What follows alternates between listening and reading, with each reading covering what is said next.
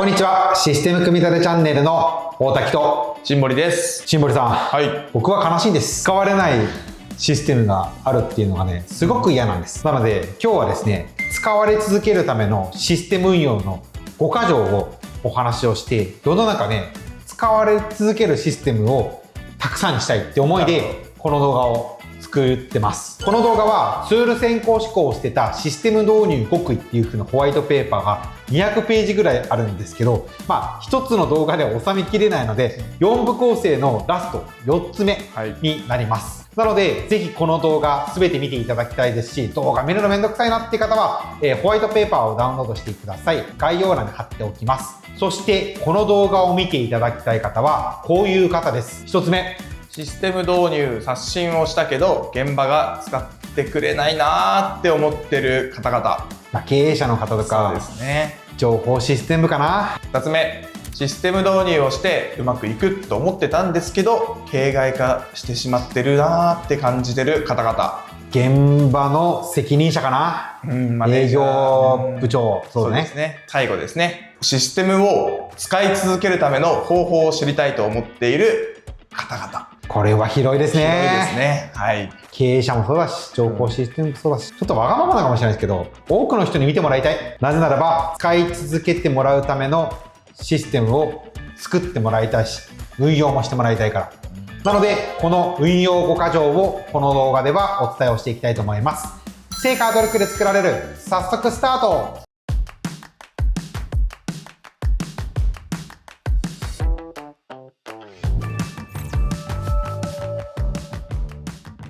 新堀さん、はい。いざ運用していく際にこのような経験をしたことありませんかっていう風な5つの質問なんですけど、1つ目、せっかく作ったのに現場で結局 Excel に逆戻り、先祖返りみたいな感じですかね。回収もできず使いにくいまま我慢が当たり前に、結局動かせないシステム、高額な外注費にもやもや、ブラックボックス化して誰も触れず使いこなせないシステムが完成しちゃった。保守はやっていませんと言われて唖然。新しい支援先探しに右往左往。どうですかこれ。お客さんから来そうなこともありそうですけど。そうですね。全部あると思いますね。あると思います。あると思いますね、これは。特にどれが嫌ですか、新堀さん。お客さん目線だったら、どの層に私がいるかもあれですけど、1とか嫌ですよね。何のため導入したんねんみたいな感じですよね、1は。結構ありませんでも。ありますね。そう、うちやっぱセールスフォースが多いのに、セールスフォースで入力するために Excel にまず初め入力しますみたいなのもう泣きそう。そうですね。嫌ですね。全部セールスフォースからデータを抽出して、レポート作成は Excel ですみたいな、僕も悲しい。2、3は予算取りの組み方に問題があるっていうところもあると思うので、ちょっと置いといて、4も最悪ですよね。何のため作ったんじゃいみたいな。何もその当時の思いも作ったかも残ってませんみたいな。担当者退職しましたみたいな。これもあるある最悪ですよね。いや、5はね、笑っちゃうけど、これあったんですよ。超有名な企業さんのグループ会社からの問い合わせが来て、某ツールを使ってますと。某ツールのベンダーから紹介されたらパートナーさんともう連絡がつきませんと。もうびっくりした。そのパートナー企業さんも界隈では有名な企業さんなのに、そういうことするんだと思って、僕は悲しい。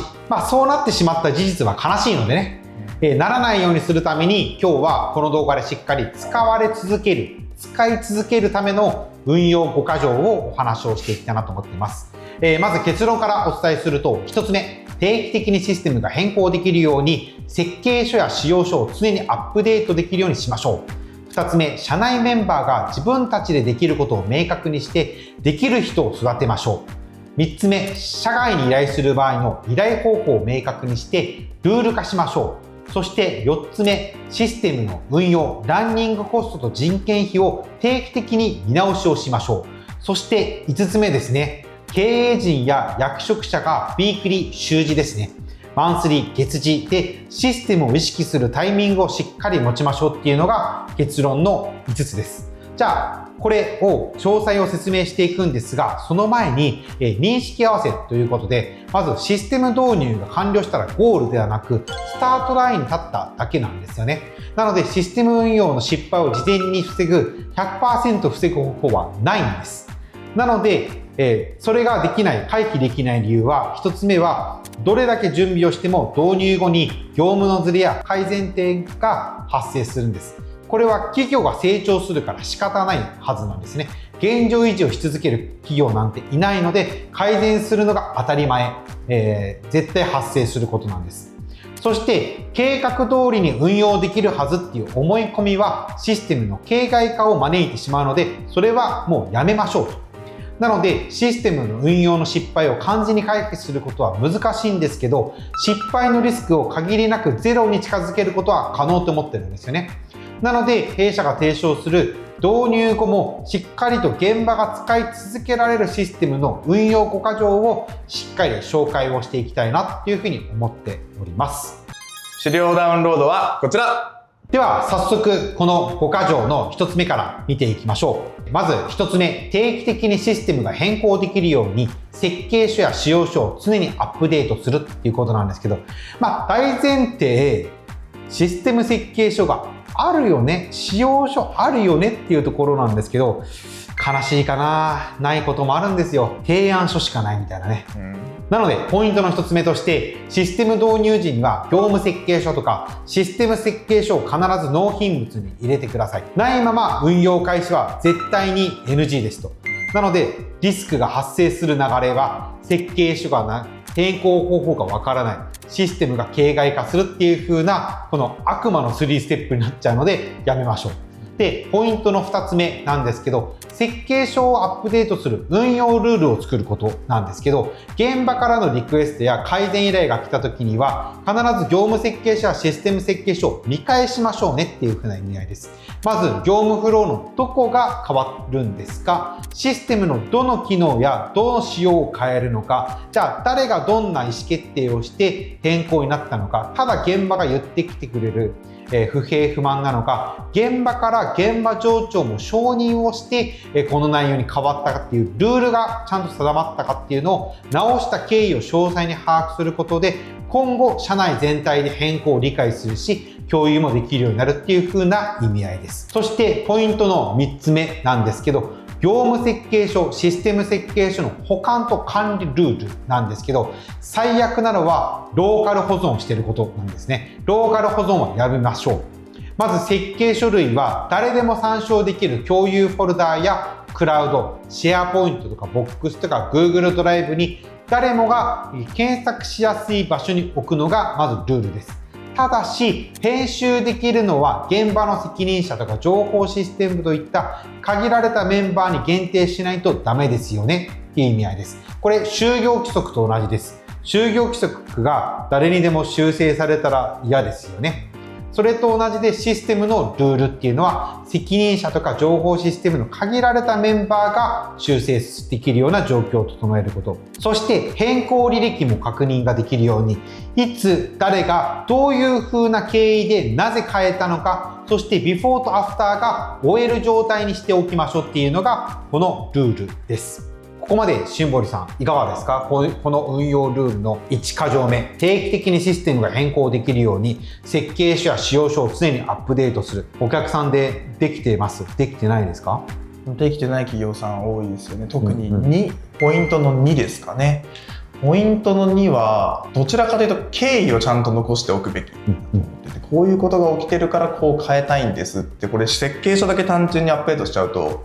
こういう仕様ですになっちゃうので、なんでそうなったかみたいなところはやっぱりしっかり残していきたいなって思いますね。今はいいかもしれないんですけど、1年後2年後3年後になんでこれなったんだっけとか、どういう経緯でなったんだっけ、じゃあそれがこういう経緯だったら今変えてもいいよね、こういう経緯だったら変えない方がいいよねっていうのがあると思うので、しっかり残さないとダメですよね。そうですね。では使われ続けるための運用5か条の2つ目ということで、社内メンバーが自分たちでできることを明確にし、できる人を育てるっていう風な、運用5か条なんですけど、まずポイントの1つ目が社内で担うべき領域を具体的に決めるっていうことで、次のスライドでお話をしますが、システム運用開発における工程でどこまで社内を行うかっていうのを曖昧にせずに明文化しましょうっていう風な意味合いでサンプルを用意しました。まず工程を8つに分けてます。業務設計、システム設計、ノンコーディング開発、コーディング開発、単体テスト、結合テスト、システムテスト、運用テストで分けてます。これを誰がするかなんですよね。なので現場利用部門が責任を持つのか、情報システム部が責任を持つのか、外部パートナーが責任を持つのかっていうのをしっかり×、三角、丸、二重丸みたいな形で誰が責任を持つかっていうのを決めましょうっていう風なことです。次、2つ目なんですけど、じゃあそれが社内でできるかできないかっていうのは分かったタイミングで採用するか育成をするかを決めましょう。まず外部から採用するのか、もしくは既存メンバーを育成するから、長期的な視点で内製化をしていきましょうっていう風な観点なんですけど、いずれにせよ採用コストと育成コストを決めた人材戦略も社内として、合意を取ることが重要なんですよね。なのでシステムだけではなく人材戦略もシステム戦略として一緒に考えていく必要があります。そして最後、先ほどお見せしたようなスキルマップを作ることなんですよね。社内のメンバーにどんなスキルがあってどこが不足しているのか見える化するためのスキルマップを作ること、そして属人化を防いで社内に対応できる領域を見える化してチームで分担できる、そしてチームの中に外部委託メンバーも入れるっていうところもしっかり考えることなんですけど、新森さん、ここまでいかがですか？これはですね、7番8番はやっぱりしっかりと導入する側には意識をしてほしいなっていうのは日頃から常に言ってはいるんですけど、テストって聞くとやっぱり作った側の責任っていうか作った側がしましょうだと思うんですけど、テストにもいっぱい意味合いがあるよっていうところで、あくまで不具合がないかとか使用通りかっていうテストは6番とか5番でしてますけど、それを実際の運用に沿って使った時にどうなのかっていう観点はやっぱり現場の方しか分からなかったりとか、それこそ UX みたいなこの動線で入力したいんだけどみたいなところっていうのはやっぱり使う人しか分かんないと思うので、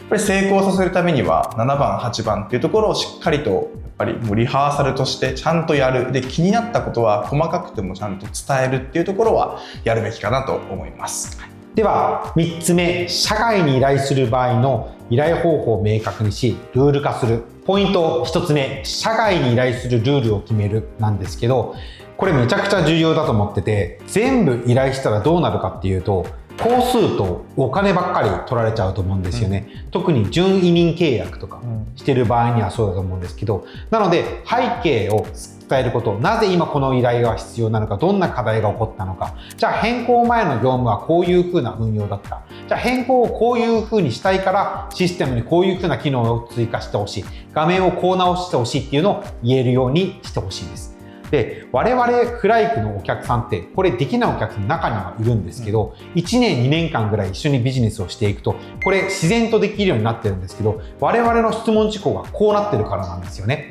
この4つをしっかり聞くことによって我々が業務を理解した上でシステムを変更しようと思っているので、こういう風なルールを我々のルールとしても課してますし、お客さんにもご依頼をさせていただいております。そしてポイントの2つ目なんですけど、これ設計書の更新ルールを決めることなんですけど、システムと設計書が不一致している場合には何が発生してしまうかっていうと、ブラックボックス化なるんですよね。フライクさんだったら知ってるみたいなのってフライクに依頼をしなくなることも考えて、ちゃんと設計書はお客さんのものですので、お客さんがもそれを把握できるような状況を作っていただきたいなっていうふうに思っております。なので社外への依頼方法と、更新のルールを作る必要があって、じゃあ依頼のたびに打ち合わせが減るっていうのもやっぱメリットですし、見積もりとか対応スピードも速くなるのもメリット。誤解やズレや手戻り費用、追加費用をなくす。そしてシステム変更後の設計更新が必ず行われるので、ブラックボックス化が防げるっていうのもメリットだなと思ってます。例えばシステム改修時の設計書のドラフトは社外パートナーが実施する。ただドラフトのレビューは社内でする。じゃあ最終的な反映は社内で実施するっていったことをルール化してしまうのも一つのやり方だと思います。続いて4つ目なんですけど、システム運用のランニングコストと人件費を定期的に見直すっていうことで、導入初期は人件費と同じ考えて手厚い運用費用を確保するって私たちはお伝えしてるんですけど、ペットもそうだと思うんですけど、ペット好きなんですよ、犬好きなんですよ、まずねで、犬と私同じだと思ってて、育てる必要があると思うんですよね。はい、どういう風なルールが、家の中で育てるのはどういうルールがあるから。じゃあ、ルールを守った上で一緒に遊べるから楽しいみたいなところもあるので、育成をしていく必要があると思ってて、システムも同じだと思ってるんですね。なので、人件費と同じって考えて、手厚い運用費を確保しないと、これは良くないと思ってます。なので、システムも現場もまだ不慣れな時期だからこそ、外部支援や追加費用の回収はしっかり予算を持つべきだと思ってるんですね。そして、システムのメリットっていうのは、毎日の仕事を支える存在なので、疲れたとか、しんどいとか、すいません、今日有給取りますってシステム言わないんですよね。なので、すごく優秀なメンバーと思って、人件費と同じ感覚でコストを考えていってほしいなっていうふうに思っております。そして2つ目なんですけど、社内メンバーの育成、リーダーの定着に応じて徐々にコストを適正化するっていう意味合いで、結論言うと下げていっていいと思ってるんですね。社内のシステム担当者とか現場の推進リーダーができる範囲、守備範囲が広くなれば外部依存を減らしていいと思っております。ただ、そのメンバーの負担を考えるといきなりゼロベースで自社完結するのではなく、段階的に社内でできる範囲っていうのを計画をしていって保守費用を下げていってほしいなと思っております。なので無理にコストカットではなく、負担が適正かどうかっていうのを継続的に見直す必要があるなと思っております。じゃあどのタイミングで見直せばいいかっていうと、私は半年ごとでいいかなと思ってるんですよね。それは多くのシステムが1年単位での契約をしているからっていう風な意味合いであって、その半分の目安のタイミングでシステムのこの運用をどういう風にするかっていうのを決めていくような定期的なレビューをしてもらいたいなと思っております。じゃあ例えば外部パートに依頼している内容と費用を少なくしようとか、あとは社内対応でできる部分を拡大しようねとか、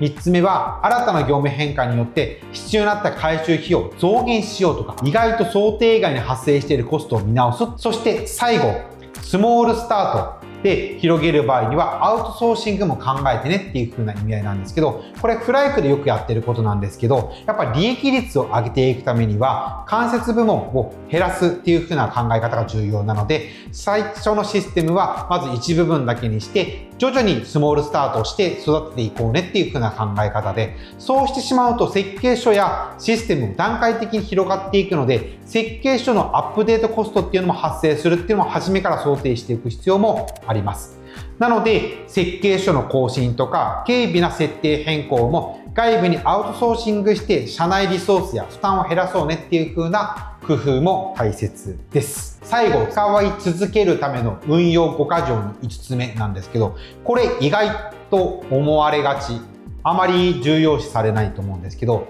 やっぱね、経営陣が意思決定をしてシステムに投資をしようっていう風になってるんですけど、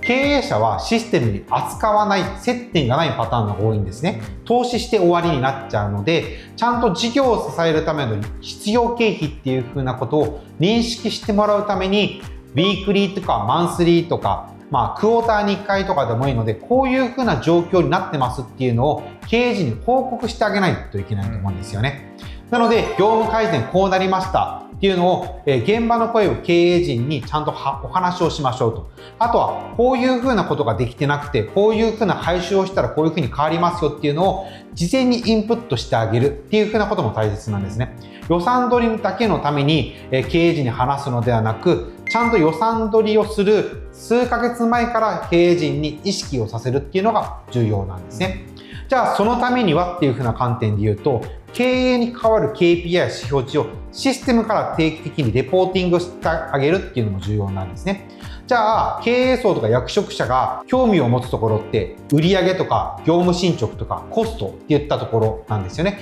なのでそれをシステムから出てるっていう風なことを意識させること。システムが意思決定の土台になってるっていうのを経営陣にインプットすることによって経営情報が全てこの基盤の中に入っているよっていう風な意思を常日頃から意識させること。そして最後なんですけど、定例会の議題にシステムの活用とか改善のことをディスカッションするようなことを入れるっていう風なことです。これ、習字は難しいと思います。なので、できたら月次、マンスリーですね。ただ、クォーターに1回とかでもいいので、今のシステムの運用状況とか課題とかっていうのを定期的に話をする。なので、自分たちから初めアウトプットしていくかもしれないんです。現場がアウトプットしていってこうなんですよっていうふうに言う必要はありますが、例えば半年後とか1年後とかには経営陣があのシステムどうっていうふうな自分たちから発信できるような状況を作ってあげるっていうのがこの5つ目のポイントとして挙げてみました。ぜひ皆さんが使っている IT ツールでおすすめの IT ツールありましたらぜひコメント欄にお願いします。今日はですね、この使われ続けるための運用5か条について話をしてきましたが、なんかよくお客さんができていないポイントって強いてあげるんだったらどれになると思いますか1番、あと4番かな。5もほぼやほぼ1番4番ですかね。ちょっと私が刺さったのは、なんで刺さったんですか？1番はその通りなので割愛すると、4番ケチりすぎとか、例えばできたら保守はいりませんよとか、運用費は払いませんとか、どうやって運用していくねんみたいなところを考えてない企業さんって結構多いなって思ってて、4番の話がまさにそれだったので刺さりましたね。僕こう見えてもパーソナルジムに通ってるんですね、で本当は僕自分で行きたい自分でジム契約していきたいんですけど、経営とかやっておくとさ、やるべきことがたくさんあって行かなくなるんですよね、普通にみんなの行くジムね。だったら行っても行かなくてもいいじゃないですか、そのパーソナルジムってもう定期的にスケジュールが決まってるから行くんです、何のためにやるかっていうと、自分が未来永劫っていうか長く働き続けるとか、常にハイパフォーマンスできるようにっていうふうな意味合いで高いお金を払ってるんですね、僕それと4番と同じかなと思ってて、システムを作るだけだったら別にシステム運用費用っていらないと思うんです、初期費用だけでいいと思うんですけど、システムを導入して利益を上げ続けたいとか利益を確保し続けたいみたいな気持ちがあるんだったら、システム導入をする時も大切だけど、その後のランニング費用にも目を向けてほしいなと思ってて、やっぱ人件費と同じだし、人って採用できなくなってるから、じゃあ人に依頼ができない分簡単な仕事とかルーチンワークはシステムに任せるためにシステムを育成しようっていう観点を持ってもらいたいなって思ってます、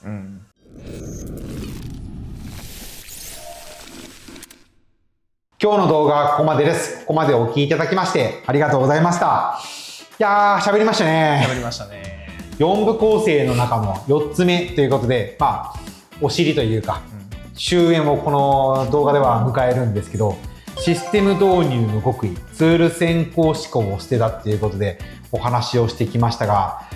やっぱね、僕の思いとしてはシステム導入成功率を 100% に近づけたいけど、クライクだけではできないと思っているので、こういう考え方に共感してくれるような、同業他社の方にもしっかり見てもらいたいし、残念ながらシステムを失敗したって思ってる企業さんは今からでもリカバリーできると思うので、ぜひクライクの動画を見ていただいて、チャンネル登録もしてもらって、ぜひシステム導入成功率を 100% に近づけていただきたいと思っております。この動画最後まで見てくださった方は忘れずにいいねボタンよろしくお願いします。次の動画アップまでお楽しみに。バイバーイ。